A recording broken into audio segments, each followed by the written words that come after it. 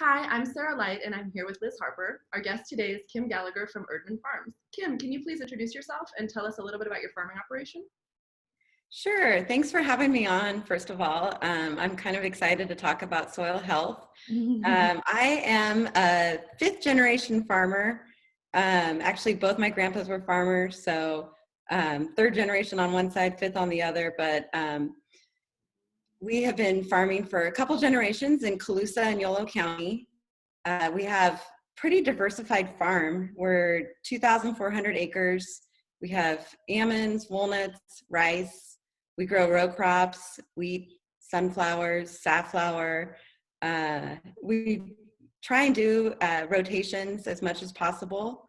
And yeah, we also have a rice dryer, so we're pretty busy year round on the farm. And it's been fun just to be a part of kind of what's happening out here. And my background actually is in education. I was a high school science teacher for about 10 years before I moved back and took over as the manager of our family farm. But I feel like those skills have kind of transferred to some extent. Yeah, that's so great. Thanks so much for being on our channel. What soil health practices have you implemented on your farm? Well, some of the things that we've been trying out are cover crops. And I'm sure that generations back, this was something that great grandparents were doing, but not in the last 50 years have we been, working with cover crops. And so just we have an organic field that we've been trying to figure out kind of how to get nutrients, how to get nitrogen, and we just kind of stumbled to doing cover crops. We were doing a lot with the Xerces Society in our almond orchards, mostly planting for pollinators. And then we started planting in between the rows of the trees and realized there's actually a benefit to the soil. It's not just what's happening with the invertebrates and for the bees and planting flowers and things like that so that they'd have pollen.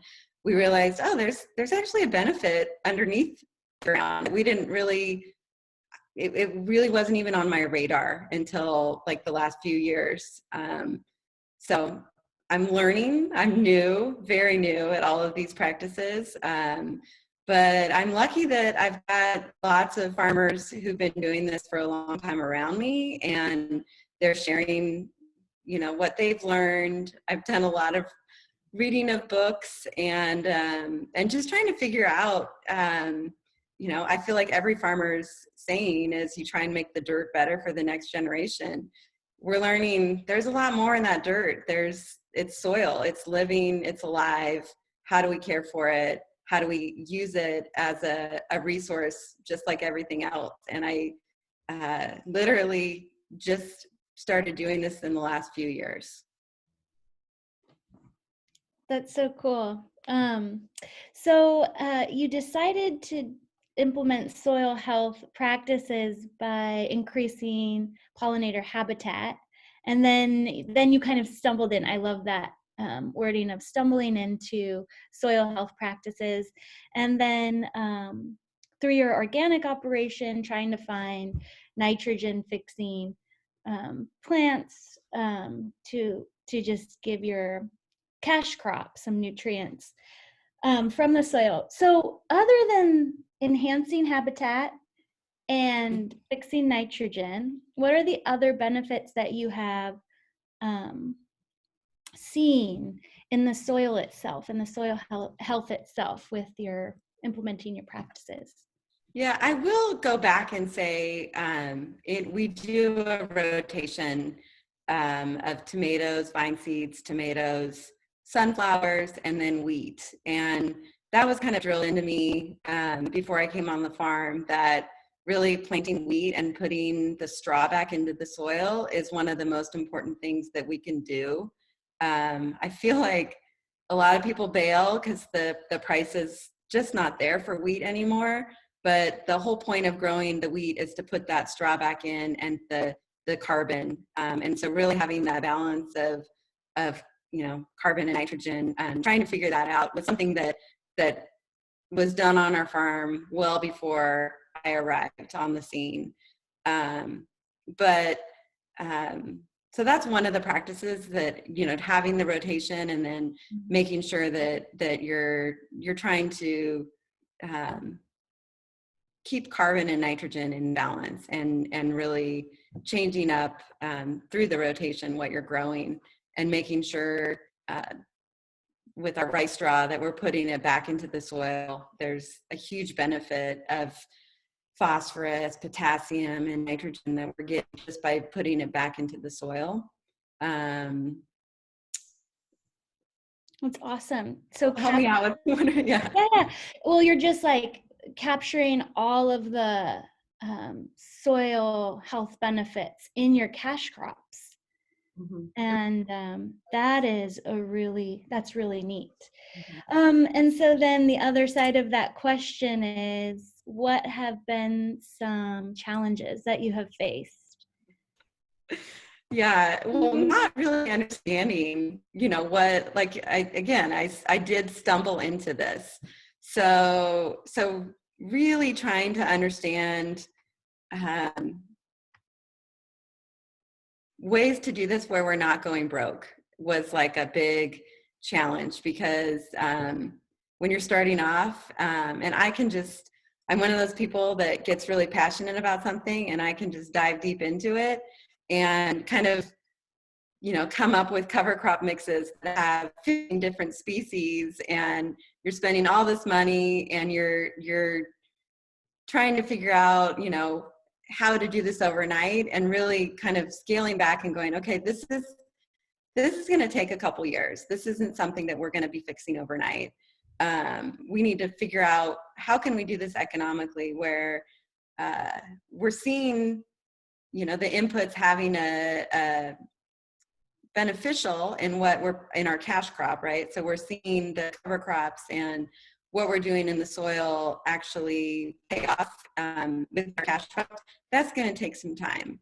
So I think my expectations were huge starting out, and really trying to scale those back to like, what's feasible, what's real, what can we afford? But then, seeing this was the first year that, so one of the principles of good soil health that I've learned from other farmers is to have a living root for as long as possible in your soil. So if you have a fall crop or a summer crop, then you have a winter cover crop. And so we've been trying to do that practice, and then seeing it this year where there was actual like tilth in the soil and it looked healthy and alive. And we went out and did just a soil test, and you could see all the earthworms there that weren't there before, and really seeing how that practice compared to our other field across the road that wasn't getting those practices, where the soil looked it just didn't look as healthy. So I think one of the things we're learning is this takes time. Give ourselves some patience. Don't try and do everything all at once, but also it's fun to see after 5 years of doing, some cover, getting into cover crops, getting into different amendments, that there's some tilth in the soil that wasn't there before. And okay, this can happen. Like, we can really increase the soil health in our soils. It was exciting this year. Yes. So, yeah. That's so great. Thanks for sharing all that. Is there anything else you'd like to add? And then I also was curious, are there any other practices you're planning to experiment with in the future? Yeah, I mean, I'm really interested in, I could dive deep into the whole practice of having animals graze the cover crop, and doing a little less tillage and things like that. I feel like we've been on this ship and it's going this one direction, and we've been gently nudging it a different way. And so there are a lot of practices that I feel like we could be taking advantage of and doing that would really increase the microbial activity of the soil. It's having the patience and like doing this like one step at a time, and trying to figure out, okay, how do we get 100 sheep or 500 sheep out there to graze the cover crop, because that's not something that we have on our farm that's easily accessible. And so just talking to different ranchers and figuring out kind of what would be good for, if we pick cattle out there, like how could we work together? And so really trying to develop those relationships where we would have kind of that whole system in place where so we're growing a cover crop, we're having animals graze it, we have minimal tillage, we plant our cash crop, we don't even have to chop up our cash crop, we can just plant a cover crop into it. I have these grandiose ideas that I would love to see come into fruition, but I feel like we're still shifting that huge ship and we're nudging it to the way we want to see things going. And economics is a huge factor. So figuring out how can we do this where we're not going broke, and I think that it does pay for itself eventually. I think that from what I've seen and what I've heard from other farmers is, after a few years, you will see the benefits of this. So I feel like we have a huge way to go on our farm, and I'm excited about kind of the future of where we can be headed. But there's so much more we could be doing, and I hope we get there. We're not there yet, that's for sure, but we're learning. And again, like the farmers that are doing this, they love just sharing. And again, I'm a newbie.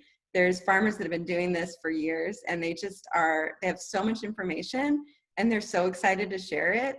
And it's an infectious thing, you get excited about growing things. And that was like this is a little side note, but kind of when I got really excited about soil health was when I learned that you don't have to go out there and like kill everything. And I think that was kind of the way farming was taught to me, was like, got to get rid of the competition, and it's like, if you have the right things growing out there, then you're trying to make things come alive. And so that just was that's a huge mind shift in a farmer. When you're out there, you're trying to keep things alive. And so keep that soil alive, put things in the ground that are going to have a living root, and let that soil work for you, was like, oh, that seems like fun farming. And that's what I want to do. I don't want to just keep destroying things. I want to see things grow, and I want to see that soil pay off and like work for me. And so haven't figured it out 100% yet, but I'm excited to see, that being a practice that we can work towards on our farm. That's so great. Well, we're excited to hear about your successes with that practice. And thank you so much again for being on our YouTube channel. It's been such a pleasure to chat with you today. Thanks for having me on. I appreciate it.